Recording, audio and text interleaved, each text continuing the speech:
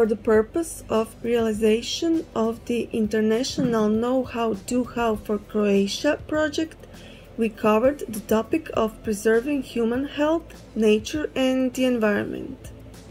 Veganism is shown to have a huge and beneficial impact on humans' health and nature.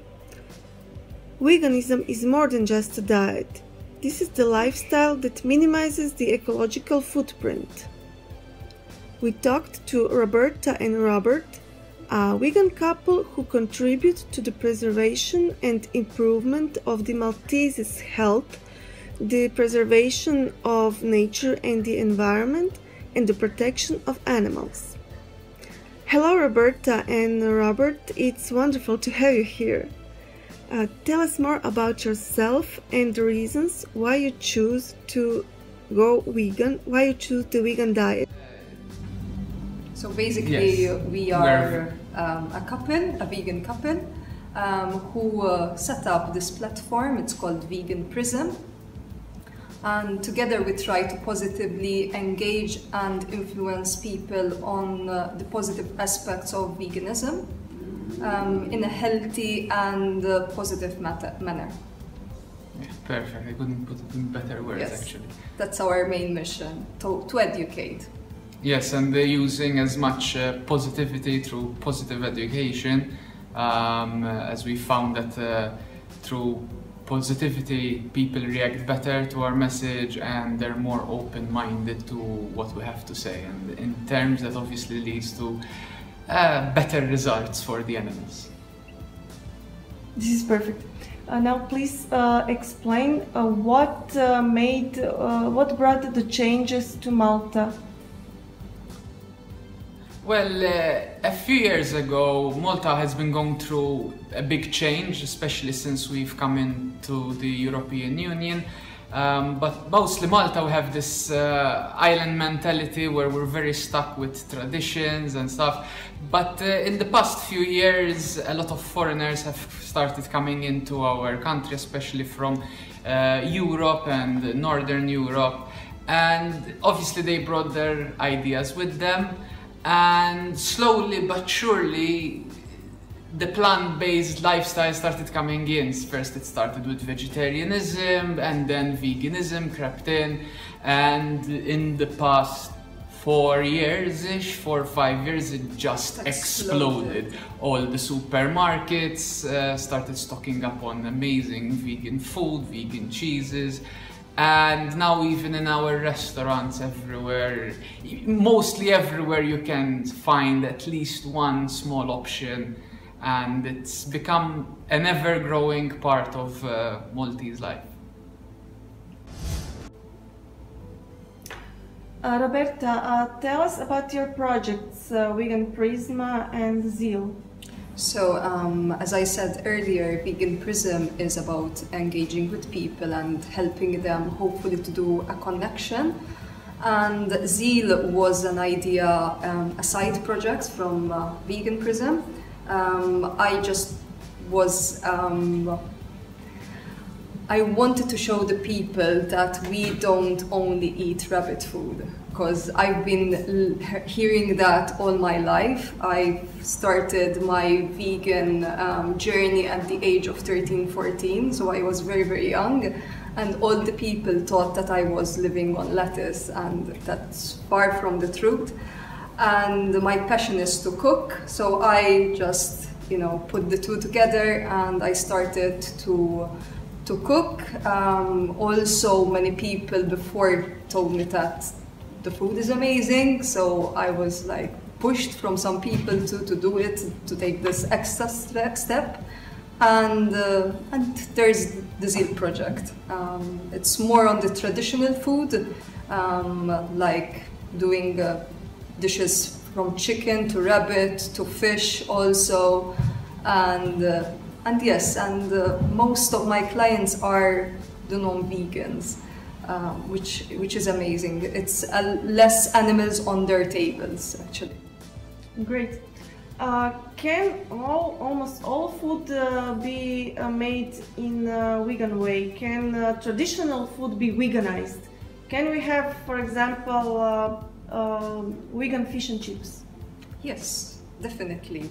I was happy also to see some places here in Malta who did the traditional fish and chips, and it seems like it was a hit. We've tried it for ourselves. Yes, it's a big, really big good. fry-up.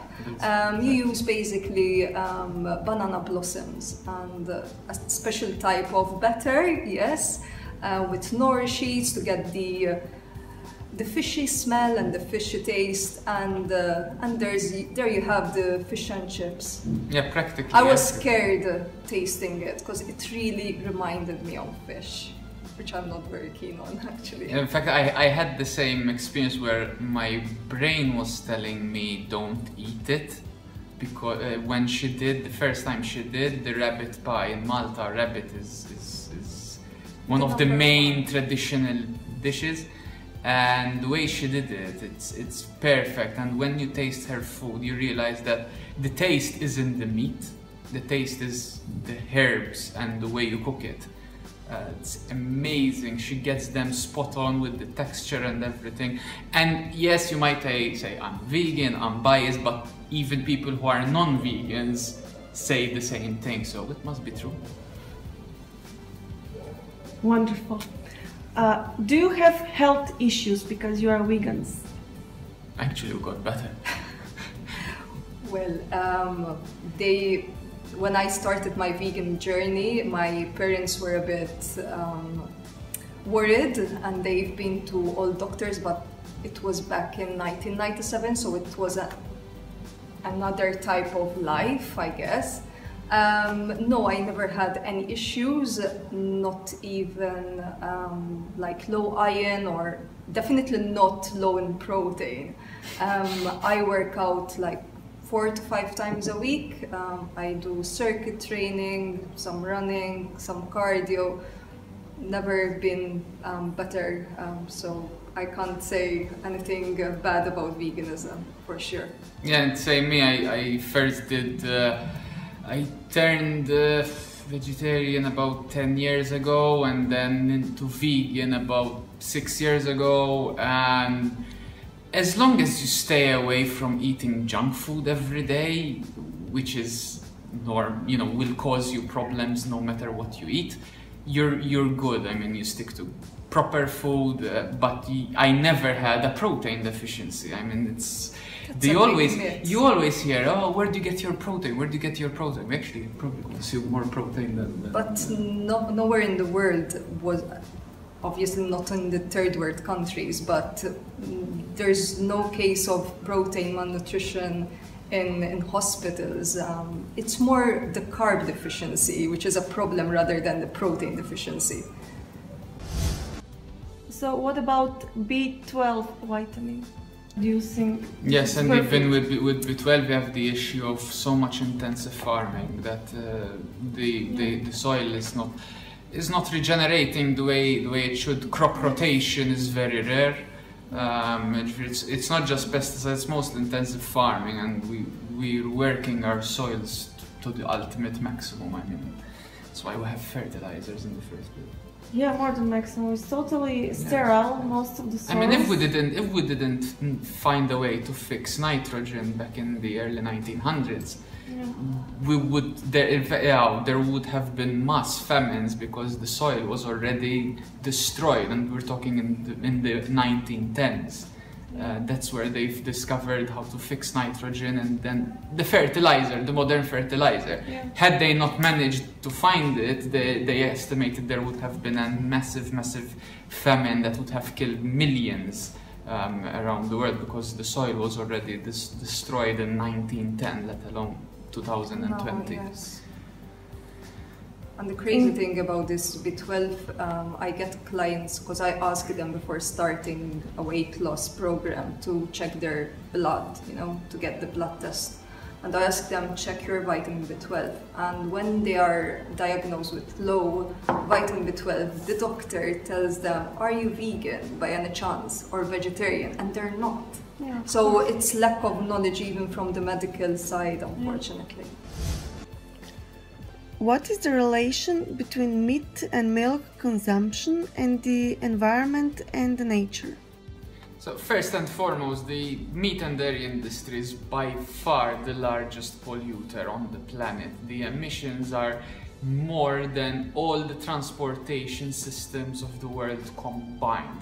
And that is excluding the massive damage that is occurring in many forests around the world to make space for these cows and pigs. I mean, one of the more famous, unfortunately for the bad way, are the land clearances that are occurring in the Amazon, for example, where they're cutting away the forests on purpose to make space for the growth of livestock, i.e. cows and other animals. And that's not to mention the massive effect that these emissions are having on the environment. I mean, climate change has become clear. We're suffering the consequences of climate change every day. Currently, there are the fires that are happening in California, where the smoke is so bad it literally reached Europe. And you have to consider what you need to grow these animals. The difference when you have a plant-based lifestyle, all you need to do is see the plant, water it, and then eat it. Whereas when you have animals, you have to grow the plants, which then you have to feed them to the animals and grow many plants over and over again. And the amount of water that these animals need, not just to grow the plants, but also for themselves to drink, is enormous. Just one burger literally has thousands and thousands of liters in it, because you need so much water to grow a cow, which is a large animal, and this obviously requires a lot of water. And the truth is that that's not just it. You have also the leaching from the rain that goes on the manure, goes into the rivers, putting problems in the water table. And you also have to consider that you can't really be an environmentalist and then eat meat, because you are supporting the biggest contributor to climate change. Whereas even if you take the best case scenario, these animals will still get killed, but let's say the best case scenario, where they're in idyllic fields, grass-fed, so on and so forth, you still need space for them, you still need tons and tons of water for them. So you can't have a sustainable meat and dairy industry. Basically, it's because there's so many of us. We're reaching almost 8 billion people. There's so much mouths to feed, and according to UN figures, if we remove all the animals, use the land that is already destroyed and use that to grow agriculture, we have not only enough food to feed all 8 billion of us, but also many other billions yet to come. Meat industry highly contributes to the antibiotic-resistant bacteria problem. Well, when it comes to eating meat, there are other problems other than the environment. For example, you have so many antibiotics that are being used to keep these animals alive, because they're grown in such abhorrent conditions that without these antibiotics they would just die of so many diseases. More than 80% of all antibiotics produced are actually given to animals and not humans. Mainly to the chicken industry. Yes, because the chickens, they're literally grown and kept in their own feces. Sometimes they're grown in such abhorrent conditions where they're standing on mounds of feces. So this is amazing places for bacteria to grow. So the antibiotics are essential for the factory farming industry, and they're used so much that actually so many strains of antibiotic-resistant bacteria have been reported in many cases in the West, where people are starting to actually die from simple diseases because the antibiotics that are being given are just not good enough for the very powerful strains of bacteria that these people are encountering. And another issue with eating meat, a lot of people mention GMOs. Well, most of the GMO plants that are produced are actually produced on purpose to feed livestock, animals, you know, because they need so much, they don't need high quality. If the corn tastes of nothing, cows, unfortunately, we won't care about them, but humans will obviously complain. So we'll give them the GMO stuff, which is very bad for health in many cases. And actually the human plants that we consume, many of them are not GMO. And you might say, yeah, but the animal is eating them. I'm not eating GMO food. But food chain, you know, biology 101. If a plant is eaten by an animal, which then you eat the animal, you take all the chemicals and everything that is inside the animal. That is the same with fish, for example. We have to remember that fish, a lot of animals, around 50 billion animals are killed, land animals, and another 50 billion fish are killed every single year. And a big problem with seafood is mercury poisoning. And you might say, where's this mercury coming from? It's coming from the sea, it's eating, the fish eats its predators, and then you go and eat the fish and absorb all the mercury and the radiation that is, for example, leaching from Fukushima, for example. So eating meat has so many problems that come with it, partly because there are so many little pieces that come together. Whereas when you're eating a whole food plant-based, a vegan diet, there's just the plant and that's it.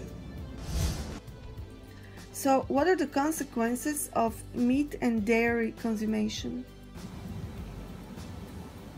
So basically, unfortunately, especially the Maltese, our main food is meat and dairies, and they are the #1 cause of heart disease, which is the #1 killer in the world. And we are so afraid of this pandemic, but we have to understand that heart disease is killing way more people, and we can address it through nutrition, and it can be addressed to a whole food plant-based nutrition, which has no saturated fat, which is the #1 cause for high LDL, which is the cholesterol, which is mainly found in dairy. That's why I always preach people, hey, go off and wean off the dairies. And high blood pressure, which is very common, everyone has high blood pressure, especially the Maltese, and type 2 diabetes, which can be reversed by a whole food plant-based. Many people don't realize that they are consuming a lot of sugars through dairy. Lactose, it's a name of a sugar, so there you go, you have a type 2 diabetes can very, very easily prevented and reversed by removing the sugar of the milk. What is the ethical aspect of meat and dairy consumption? So one other issue when it comes to veganism is a very deep ethical problem. When eating meat, you're not just eating another product off the shelf from the supermarket. That T-bone steak, that rack, that spare ribs, those eggs, those were individuals where you have to grow them in horrible conditions. And when I compare it to the Holocaust of the Jews, I'm not being dramatic. You see the footages, they're very, very similar. Even the facilities, they're very similar. You literally have to enslave someone, keep them in for their lifetime in a very bad condition, and then eventually kill them. And no matter how you kill them, it's always inhumane. You cannot have humane slaughter. It's just that there are two things that go against each other. And you're always killing someone who does not want to be killed. And that's not only for meat. You have to remember as well that when it comes to dairies, to have milk, just like your mother's milk, and humans, to have milk, you need to have babies. So cows, to have milk, they literally rape them, inseminate them forcibly. When their baby is born, they take it away, him or her, they take him or her away. If it's a boy. If it's a boy, they kill him immediately. If it's a she, a girl, she ends up suffering the same fate as her mother. This process happens many times until eventually this poor cow has lost all hope and is then killed for beef as well. But you have to remember that this milk is then taken away. You have a lot of pus, a lot of bacteria that is, but also you have to remember that this milk is not created for humans, so then you have other health issues. But you have always to remember that when you're consuming either milk or dairy, you're consuming something from someone. Animals had to be killed. And you might say, yeah, I don't care, but then why don't you kill your dog? There's no difference between a dog, a chicken, a cat, a cow. They're all the same. And at the end of the day, it's like killing humans. If it's wrong, take this as a rule of thumb. If it's wrong to do to a human, it's wrong to do to an animal. So how do you feel about the laboratory meat and milk? Well, with lab-grown meats and even now, very recently, lab-grown milk, the first thing they need to do is rebrand it, because that name is not good. But other than that, I personally agree with it, because when they eventually perfect the system, they're not killing anyone, they're not imprisoning anyone. Environmentally, it will be much better, and you have to even consider you're free from bacteria, you're free from disease, which you would end up eating it yourself, and as well even for the environment as a whole, because you don't need to grow living beings, large animals, which need their own space. So yeah, maybe I think people are a bit apprehensive when it comes to lab-grown meats and dairies because it's something they don't understand. But at the end of the day, it is a viable alternative. If you really have to eat meat, at least eat meat that did not come, nobody had to actually die, have their throat slit open, their babies taken away from them in the process. So we agree, definitely. Thank you for clarifying these important facts related to the production and consumption of meat and dairy, and their impact on the environment and on climate change. Thank you for your time, and I wish you a lot of success in your future work.